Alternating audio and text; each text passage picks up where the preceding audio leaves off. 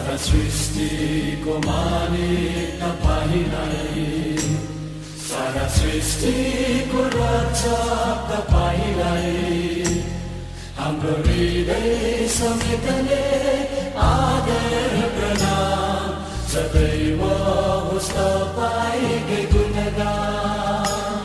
सारा सृष्टिको मालिक तपाईलाई, सारा सृष्टिको रक्षक